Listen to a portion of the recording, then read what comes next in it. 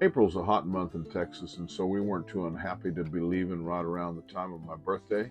Headed to West Yellowstone, Montana for the summer.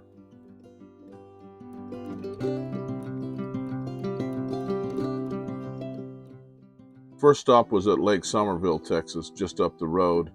I spent the week with Salt, and Dee spent the week in Houston with one of the girls.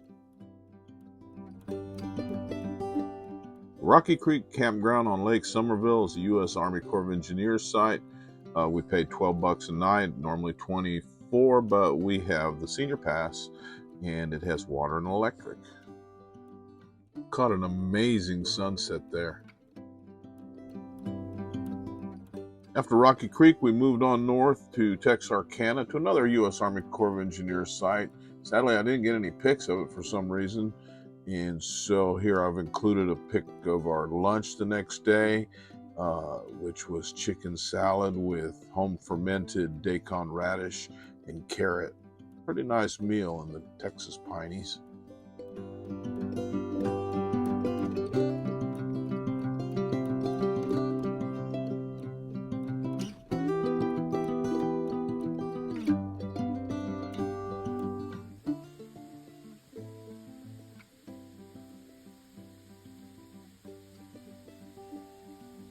We stayed in the Ozarks of northwest Arkansas near Jasper for almost a week. Arkansas is a place of waterfalls, trees, and caves.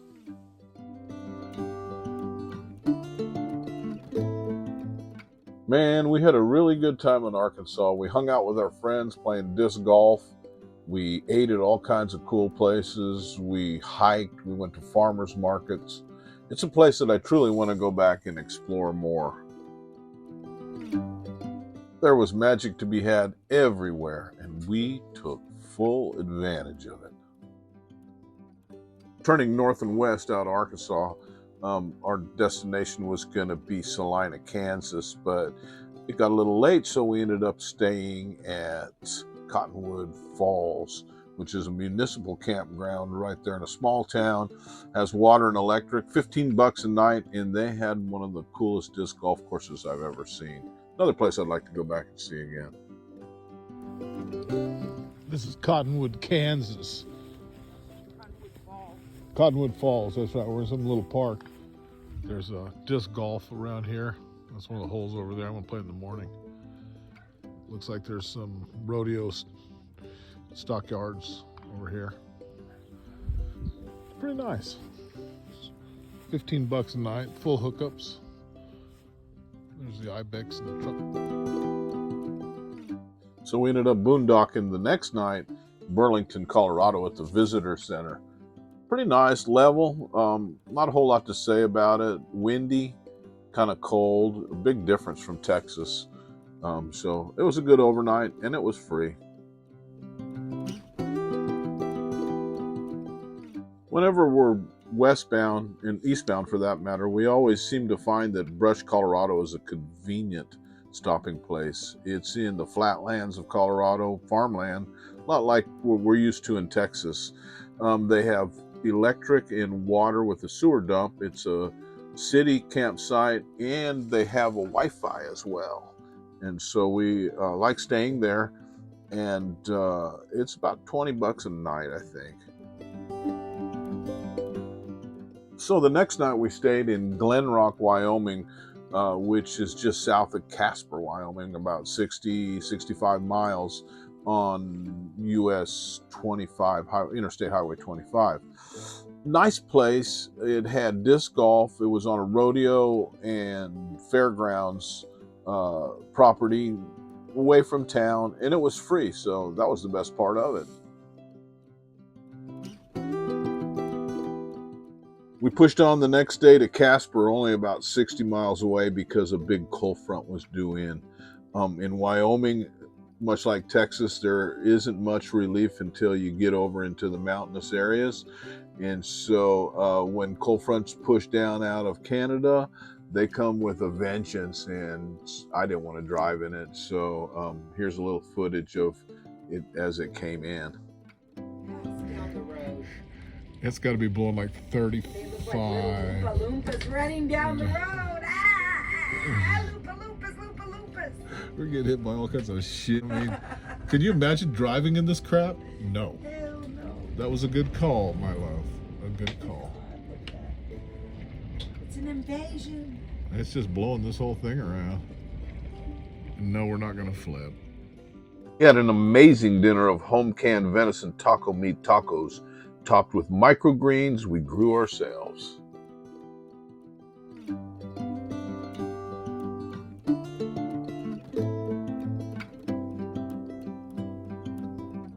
We stayed a night in Billings visiting our son-in-law who coaches soccer at the university, and we hunted the famous Yellowstone River for rocks to tumble.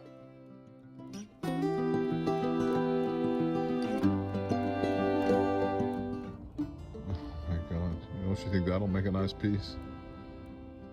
The following day, we headed up the mountain towards West Yellowstone. There was still a lot of snow on the ground.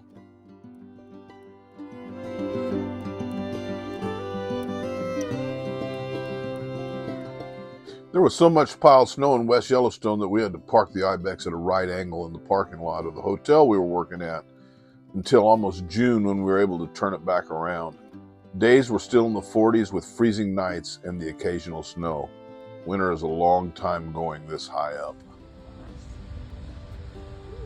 One of the first things we did was drive into the park to visit our friend, Old Faithful Geyser. I never get tired of its spectacular eruptions.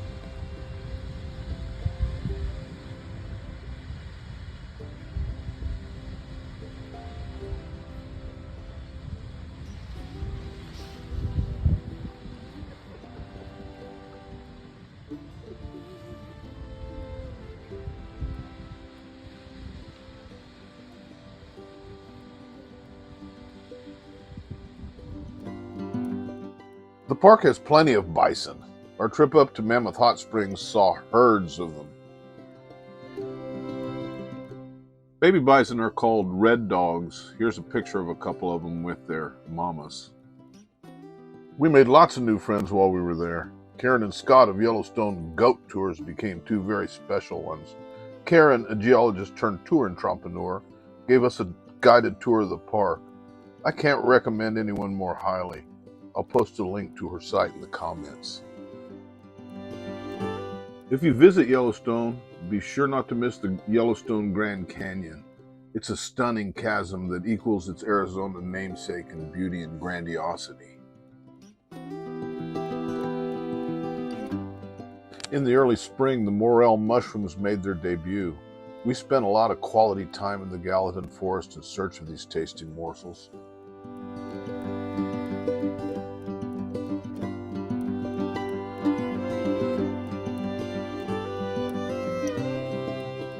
There's nothing quite like a big bison ribeye steak smothered in morels, topped with pickled red onion and some charred veggies, alongside some Parm truffle oil Idaho baby potato wedges.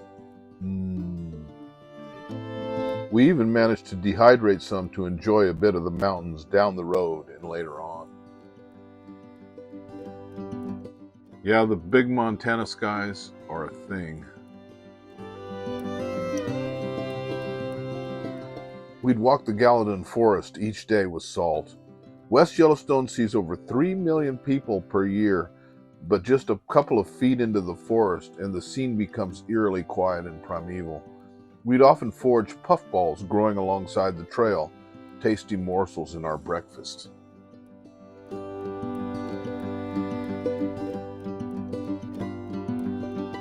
Didn't get to fish as much as I'd hoped, but I cherished each cast of the fly rod.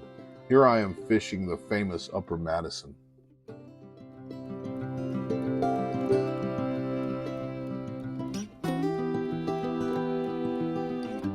And the wild Montana skies went on forever.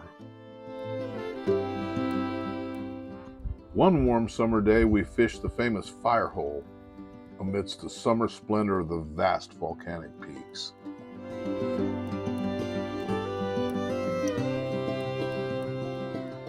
Then it was huckleberry season. We worked hard to harvest just several pints of these tasty jewels, all the time keeping a close eye out for bears who enjoy the magical fruit as well.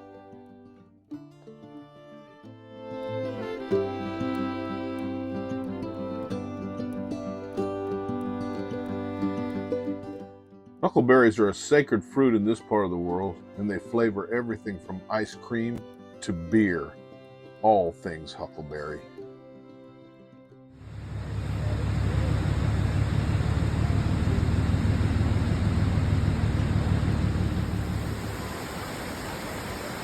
Yellowstone Park is a dizzying 250,000-acre patchwork quilt of volcanics in upheaval, blanketed by forests of lodgepole pine, thermal features, and waterfalls. We immersed ourselves in her majesty and beauty.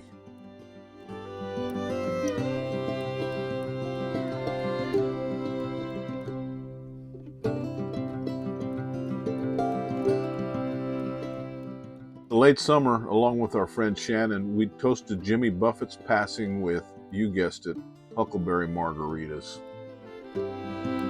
Summer's end was heralded with chanterelle mushrooms.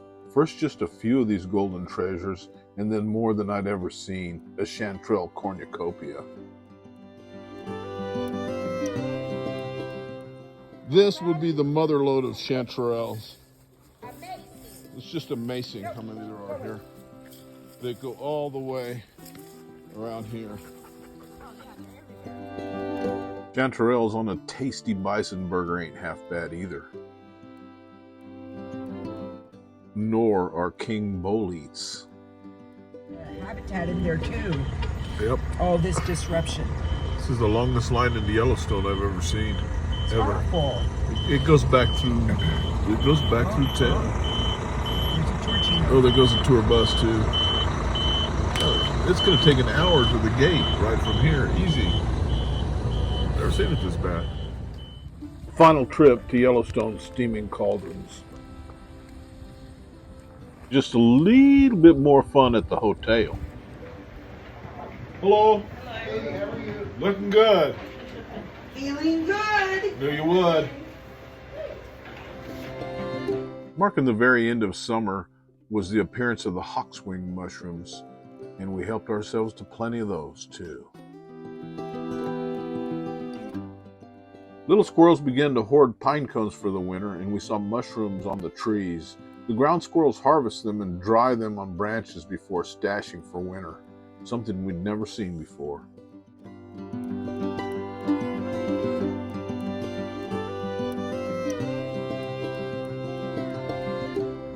All right, boys. This is what the entrance to Yellowstone should look like. And there it is. Our last morning in West Yellowstone. Adios to the forest that we love so much.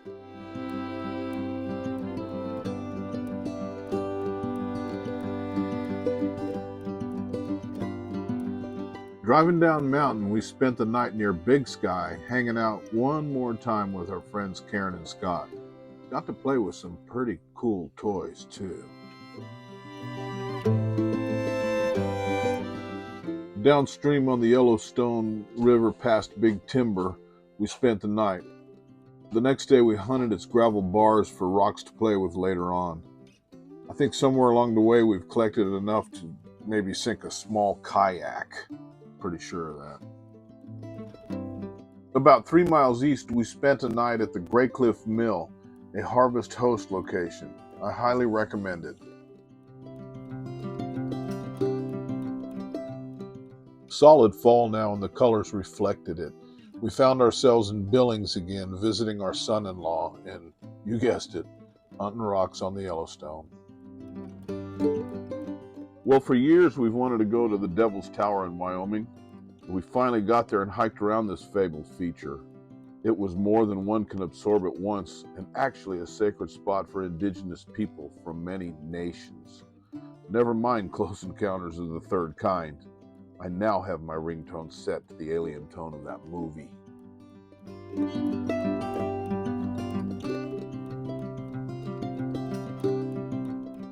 October and dedicated campgrounds start closing this far north. We planned on staying in the Black Hills of South Dakota as we turned due south, but instead found ourselves at a wonderful state campground in Chadron, Nebraska. Chadron. I was so impressed that I'll leave a link to the place in the comments as well. Had water and electric. Just check out fall in all her glory.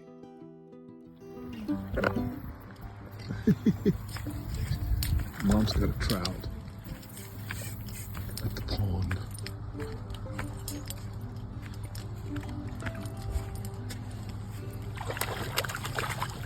It's pretty grassy. Oh, that's a good fish. Careful. I got it. That's a decent trout. I let him swallow it.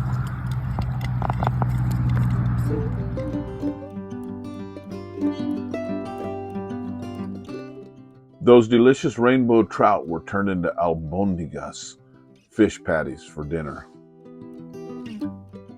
Brush, Colorado again for a quick resupply before continuing The south. music park in Brush.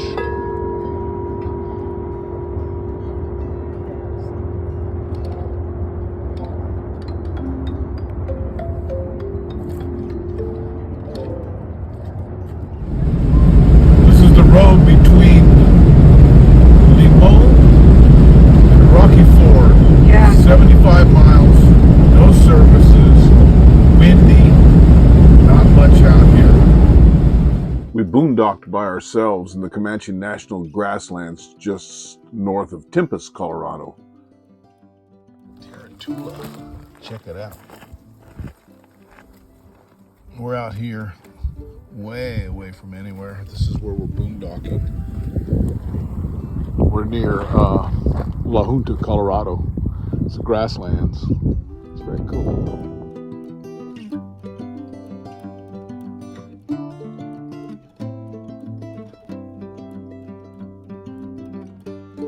Followed the spine of the Rockies down to Las Vegas, New Mexico.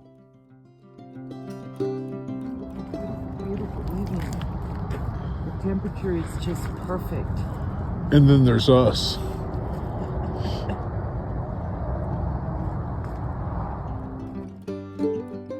Spent the following night on a small lake south of Roswell, New Mexico. Cost $15 a night. The only aliens we saw were swarms of flies from nearby dairy farms. El Paso offered us some killer fish tacos and, more importantly, a visit with our son, who's currently a third-year dental student at the newly opened Texas Tech School of Dentistry there. Quick shot of the Guadalupe Mountains. We're coming through here out of El Paso. And there's the high desert behind us. Let's go. Ever since I was a kid, my dad always told the story of Carlsbad Caverns and how it was discovered by our namesake, Jim White. I finally got to see this amazing cave with my own eyes, as well as with our son, who's another namesake, and D. What could be better? We walked down into the earth over 800 feet along a steep path, then took the elevator back up. I was sore for a week afterwards.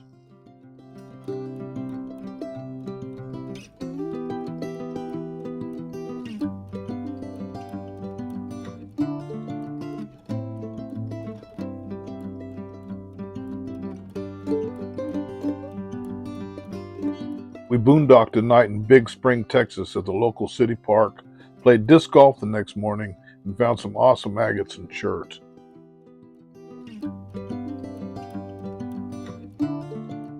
Spent almost a week near Brownwood, Texas, reacclimating to lower altitudes and higher temperatures. Coming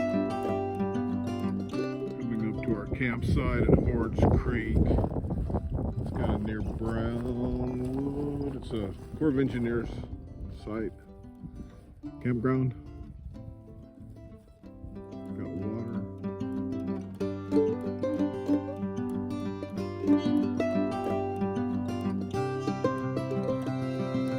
Here we are. We're going to eat at Peckerwood's in Brownwood, Texas.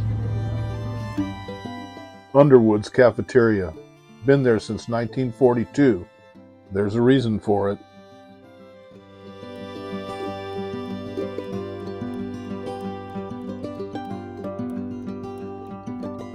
Waco. I go back to Waco over 40 years. We spent another week there just taking care of business.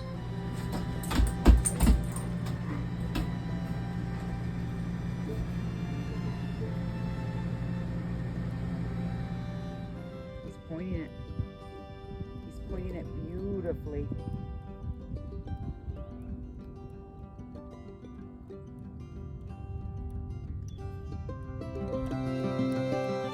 Spent the final night in Yoakum, Texas, just a short way out from our destination of Rockport.